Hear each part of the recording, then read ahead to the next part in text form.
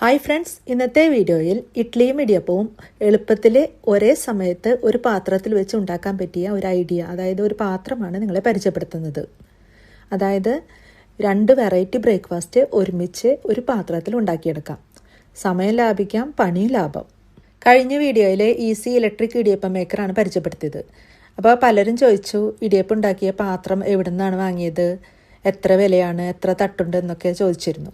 അപ്പോൾ ഈ വീഡിയോയിൽ ഈ പാത്രത്തിൻ്റെ ഫുൾ ഡീറ്റെയിൽസ് ആണ് ഉള്ളത്.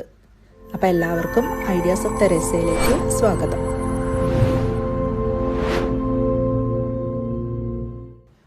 ഈ പാത്രം എല്ലായിടത്തും ഉണ്ട്, അതുപോലെ ഓൺലൈനിലും ലഭ്യമാണ്. ഞാനിത് നാട്ടിലെ സ്റ്റീൽ പാത്രങ്ങളുടെ കടയിൽ നിന്നാണ് വാങ്ങിയത്. 1080 രൂപയാണ് ഇതിനായത്. അതുപോലെ ഇതൊരു പ്രൊമോഷൻ വീഡിയോ ഒന്നല്ല. സാധാരണ സ്റ്റീൽ പാത്രങ്ങൾ ഒരുവിധം നാട്ടിൽ നിന്ന് വരുമ്പോഴാണ് വാങ്ങിക്കൊണ്ട് വരാറുള്ളത്. അപ്പോൾ എനിക്കിത് നല്ല യൂസ്ഫുള്ളായിട്ട് തോന്നി. അപ്പോൾ നിങ്ങളെ പരിചയപ്പെടുത്താമെന്ന് വെച്ചു. അപ്പോൾ ഇത് അൺബോക്സ് ചെയ്യുമ്പോൾ സ്റ്റീമറിൻ്റെ 2 തട്ടും ഇഡ്ഡലി ഉണ്ടാക്കുന്ന 2 തട്ടും പിന്നെ ഇഡ്ഡലി പോട്ടുമാണ് ഉള്ളത്.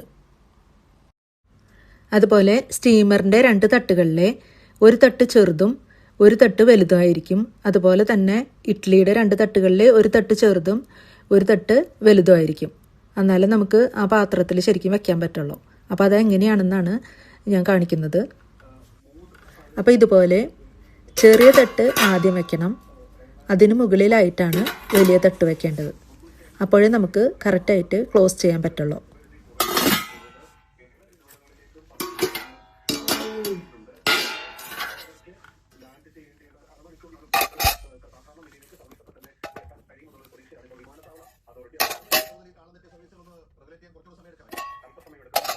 അതായത് വലിയ തട്ട് മുകളിൽ വെച്ചാൽ ചെറിയ തട്ട് വെക്കാൻ പറ്റില്ല. അപ്പോൾ ചെറിയ തട്ട് താഴെയും വലിയ തട്ട് മുകളിലായിട്ടാണ് വെക്കേണ്ടത്. എന്നിട്ട് ക്ലോസ് ചെയ്യുക.